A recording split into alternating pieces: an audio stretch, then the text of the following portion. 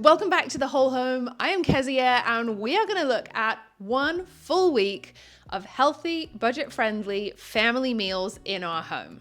I started doing this little series because so often we see what people bring back from the supermarket, what people buy in a week, or what people spend in a week, or one budget-friendly dinner recipe or something like that. But so much of sticking to a food budget is what happens in all the in-between spots and how the different meals tie together, how we rework things for real life, how we use leftovers, how we adjust, how we meal plan, how all of it fits together. So I love getting to show a full week because so much of sticking to the budget is hidden in all those little in-between spaces, and I'm going to show you them all. These always end up being very real life. You see us in our kitchen in the morning as we're just waking up, very bleary-eyed. You see us in the evening, the high moments and the low moments of the week, the pretty Instagrammable meals, but also the using up every leftovers, very ugly but real life meals. You will see it all over the following week. Our family budget is £125 per week, so about £500 a month, which covers all our eating, some basic household bits and toiletries, shampoo, conditioner, things like that. And that breaks down to £125 per week, or £25 per person per week.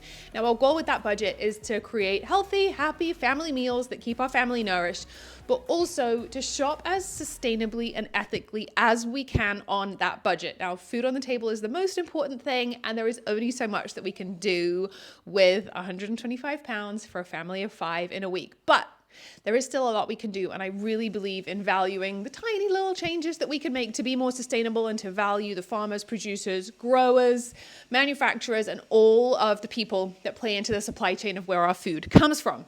But without further ado, let's dive into a week of eating in our home. For our family, the first key to spending on budget is to do a really detailed meal planning session. We tend to do this as a family over breakfast and talk about what's coming up in the week, take any requests, and then figure out if they work in the budget, and then a very strategic shop. This is the food we have bought for this week, along with a big veg box, some meat, and then we buy flour in bulk. We do also have a little bit in the garden, and we will forage a bit this week too. Translating the meal plan to doing the actual shop is always such a juggle between staying on budget and shopping by the values that are important to us. A veg box is by far the biggest splurge that we do. It would be cheaper to shop at the supermarket, but we love incorporating the values of a veg box where we can. Abel and Cole is not the only one that is careful to pay farmers a fair wage, to treat them right with fair contracts, and to really reduce waste in a way that supermarkets just don't do. I'll note a few others below, but we love incorporating into our budget where we can, and I like this one because I can adjust what's in it so that it actually practically works for our family. We are starting this week with some hot chocolates, a simple honey, fair trade cocoa and milk mix. I found this little frother at the charity shop. It makes for a fun, frothy morning treat now and again for the kids. We do it maybe once a week, just if we have extra milk. And then beside that, we're having toast. When we have toast for breakfast, we try and keep it as protein packed as we can. Doing a whole wheat sourdough, we make it at home, and then doing more protein packed toppings like nut butters and then adding fruit on top or something like that. But it's also just a very practical, quick way to start the day. For lunch, we ended up doing the meal that was meant to be dinner. I know that once all the meals are on the meal plan, we can switch them around, and as long as we eat what's on the meal plan, we will stay on budget and only use what we've bought for the week. So I switched these two up because we were late home and I needed a quicker lunch. So we're making a simple white sauce with our bulk flour bags. This is by far the cheapest way to buy flour, and then make all the breads, waffles, pancakes, sauces, tortillas that we will make throughout the week. I end up putting about £5 aside each week, and then we will buy flour maybe every 3 to 4 months. I try and wait till there's a discount and then get that in the most frugal way possible. We do mac and cheese about once a week on our meal plan. It's a meal that everyone loves and that we can adjust to throw leftover bits into.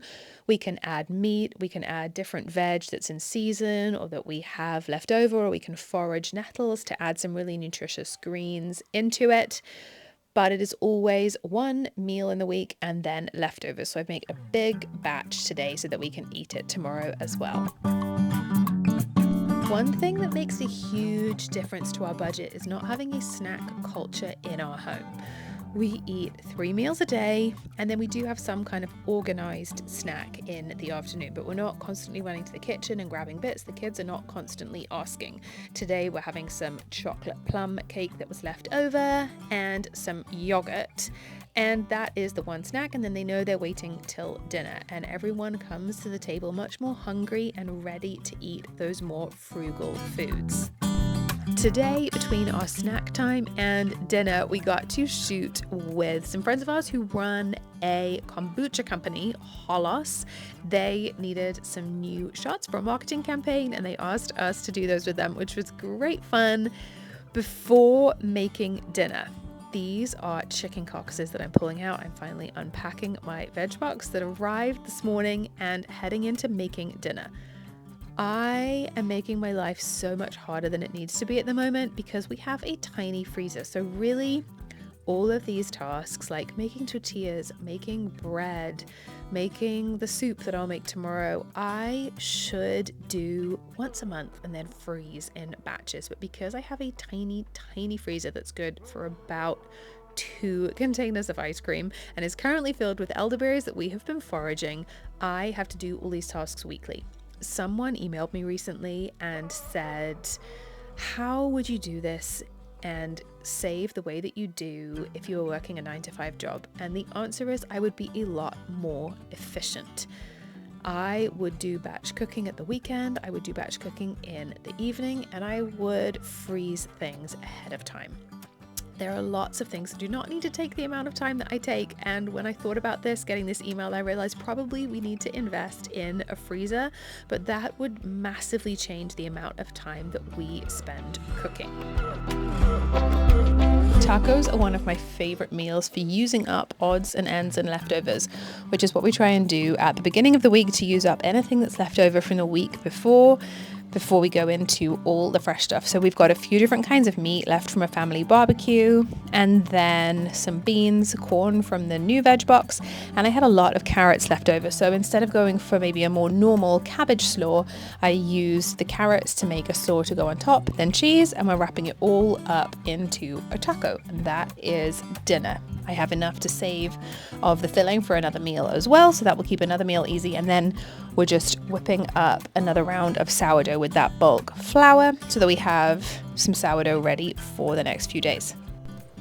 I find that sourdough fits in my life a lot better than a normal yeast bread that you would need. I do not have the patience to stand and knead dough on the counter for 15 minutes without doing anything else. So being able to just turn sourdough and move away and come back to it is much more workable for my personality type and the way our life looks. But it's going to save money either way. So you've got to just find what fits with your life. And this first loaf of sourdough is freshly cooked. I ferment it overnight and we are tucking into it for breakfast alongside our coffee. As we build our meal plan, we're always looking to cook something once and then eat from it twice or more times. It really helps cut down on the amount of time that we're spending in the kitchen and the work that it takes to cook meals from scratch, which definitely saves money, but it also has to work for real life. So today's lunch and dinner are both things that were prepped yesterday. It means we can look ahead to what's happening in the week and put the repeat meals on days where we have less going on, and then spend more time cooking when we have a little bit more time at home. Today's afternoon snack, after a quiet time hour that we do every day that the kids are home, is some bananas, peanut butter, chocolate peanut butter, and yogurt on top. My son is showing me a comic that he made in his quiet time hour. We do an hour of quiet, rest, independent play after lunch every day that the kids are home, and we have done it since they dropped their naps. It's an hour that I swear by for everyone to recharge. It gives me some time to work. I have a video on how we've implemented it, but we love it. And these ducks are far too familiar with coming inside. If we leave the back door open, they are in at the first chance they get.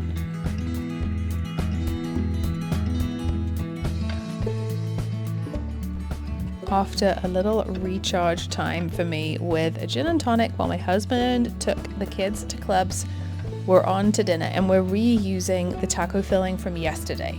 So the bulk of the work was done yesterday, and today I am turning it into quesadillas with a cabbage slaw. I grabbed a cabbage at our bulk shop, and we're going to turn it into some very messy quesadillas. I find you need less filling for a quesadilla than you do for tacos, so it's a great way to make filling stretch a little bit further, add some cheese, and this one wasn't a pretty one. I was moving quickly, and sometimes that means food is less pretty, but it was nutritious and functional, and it fed everyone and got the job done, which ultimately is what matters.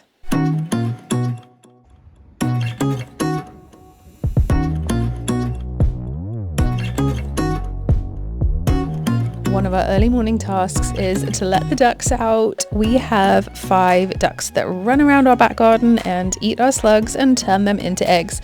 They have just started laying. We have 4 girls and 1 drake, and we are getting 3 to 4 eggs a day. I had always thought duck eggs were quite different. In my experience, I think they have been, but so far we have not noticed any difference in these duck eggs in terms of what they're like to fry or poach. We are using them exactly the same way. We imagined we would just be using them for baking, and this is what we're doing today. I've put them into sourdough pancakes to make some high protein sourdough pancakes. I use the sourdough discard, which is such a wrong name because it is just good organic whole wheat fermented flour, and we don't want to throw that away. So we turned it into some pancakes with lots of duck eggs and a little bit of honey, and this was filmed during the Paralympics, so we sat down and let everyone eat pancakes in front of the Paralympics while the chicken carcasses roasted in the oven to make a soup later. A chicken soup with lots of homemade broth is another favorite of mine for using the veggies that we have, adjusting with the seasons, and also getting budget-friendly protein and meat into our meals. Those flax seeds, though, are not going in chicken soup. They are for making hair gel for curly hair, and then I'll save the seeds and they will go into bread so that there is no waste there.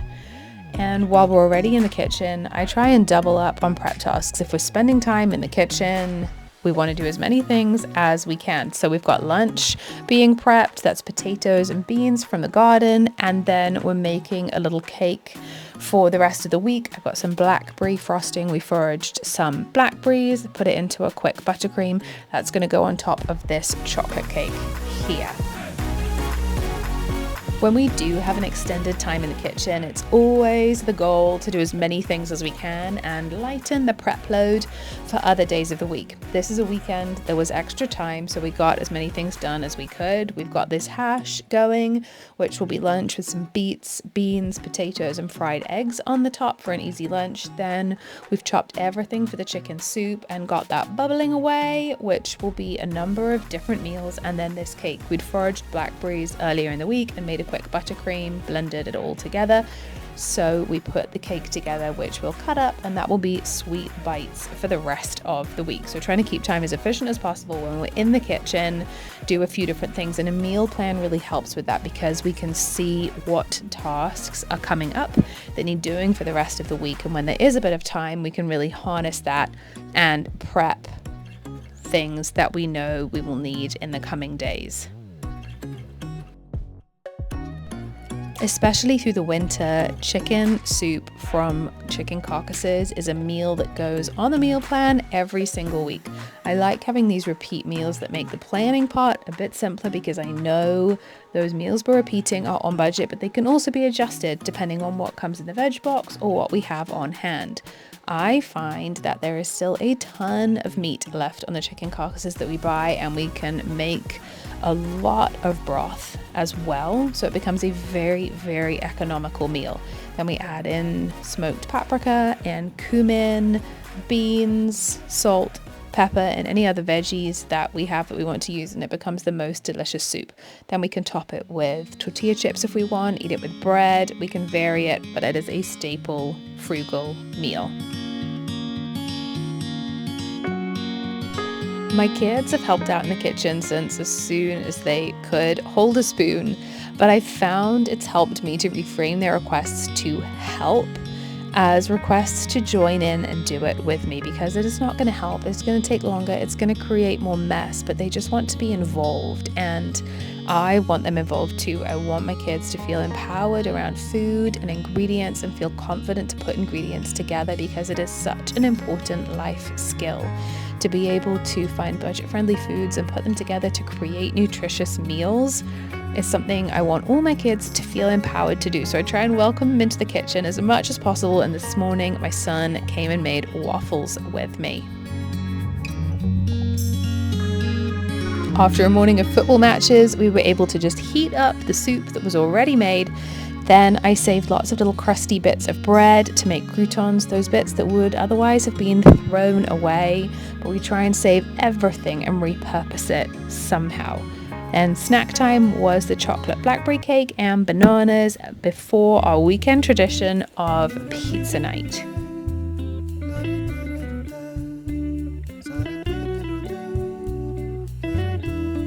Pizza night has been a weekend tradition in our house for years, and it is one that we love so much and really doesn't need to cost that much. We do a dough from scratch. This is actually a simple yeast dough because I wasn't organized in doing sourdough. Then a sauce made from passata reduced down with butter or oil, salt and garlic. And then we top it with cheese and whatever we have on hand, or just with nothing, and we do simple cheese pizzas. It's a family rhythm that brings so much joy for not that much money, and we love those ones. My 6 and 8-year-old have been learning to make bread. So while I made more waffles this morning, they got out the flour and started kneading their own loaves of bread. I think being able to make a loaf of bread is such a good skill in the kitchen. It saves so much money, and it can then be rolls or hot dog rolls, pizza, it can be bread. So I love that that is a skill that they are learning. Then we topped our waffles with blackberries. We tend to eat a lot of blackberries and other berries when they're in season, and then not much the rest of the year when they tend to be more expensive or come in a lot of plastic packaging. And of course, when the loaf came out the oven, everyone tucked in and had some hot buttered bread, because there is nothing like that. The next meal was one that we had to improvise for. We thought we were going to be out, and so we had not put anything on the meal plan. Then we weren't out, so we had to come up with a meal. We started with fresh veggies and then did this pizza that was a co-op meal deal. Usually meal deals do not fit our budget. We know we have £6 per meal to feed our family, and there are very few deals on pre-prepped foods that can feed a family of £5-6. However, the co-op did a summer deal that was absolutely ridiculous and meant we actually could. So we had popped those in the fridge just in case we wanted them at some point, and we pulled those out and had them for lunch. Then in the evening, we went to my parents' house. We took all our own food with us, but we went to their house for the perk of babysitting. We forgot that we were going out for dinner. So I made some cookies. That was our contribution to dinner. The kids had a really simple dinner of baked beans on sourdough with a carrot salad, and I made these cookies. We had some Lindor truffles in the cupboard. I hadn't put chocolate on the meal plan, but we made it all come together.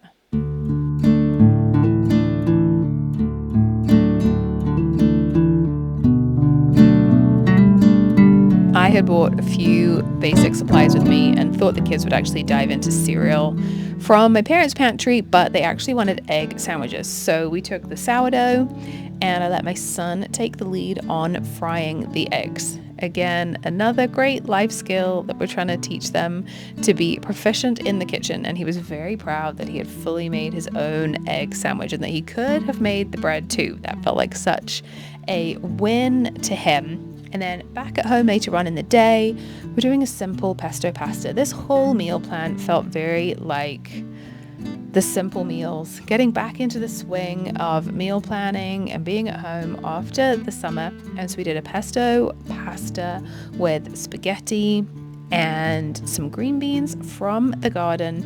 And then I try and pair pesto pasta with some kind of lentil salad or other protein. Lentils are so protein packed, with about 18 grams in a cup of cooked lentils. So I find they're a great way to add protein to a veggie dish that might be lower on the protein, as we'll just do a lentil salad on the side. And my kids will all easily eat a cup for that full 18 grams of protein, along with all the fiber, and get one of their 5 a day in there as well. So that was lunch. And again, we cooked once, made double so that it will be another meal at another time. And they really, really wanted a cookie from last night. So after that, they got one of the chocolate chip cookies.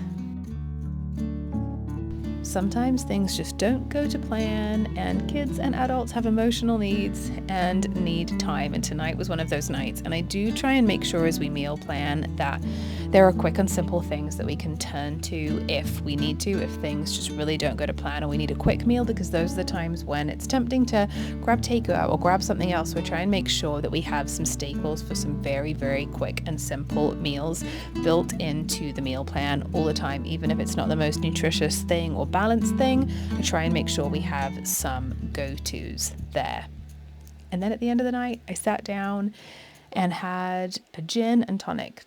Gin always comes from extra money. The tonics came in this week's shop, but alcohol we tend to only buy if there's extra money or for birthdays or things like that. And after this meal plan, we're actually giving up alcohol for a couple of months, which we'll see how that goes. We got to tuck into the granola for a really easy morning this morning. People can just pour their own milk, and it's a nice, easy prep one. And then we headed out to do a lot of foraging. Our goal was to get a lot of elderberries to make elderberry syrup and blackberries. There are so many different things we can do with those, and we love getting to forage the local food. The kids get really into it, and we managed to get enough elderberries to make some good syrup. You do need to cook elderberries or they are not safe to eat. And obviously if you're foraging, you want to make sure you know exactly what you're getting and how to prepare it right. So do your own research. And then we find at this time of year, a lot of people put out apples if they have trees in their garden. And so we grabbed a couple of windfalls from a neighbor and chopped those up to have with our lunch. My kids love eating cooking apples. They're called cooking apples, but they're just sour and delicious apples. So we absolutely eat them as eaters as well. And then we're going back in for yesterday's leftovers. Again, that thing of cooking once and eating twice. We've got lentils, green beans, and pesto pasta. Before my kids decided to make yet another loaf of bread, I'm trying to celebrate them being in the kitchen and being creative, and so they made another loaf.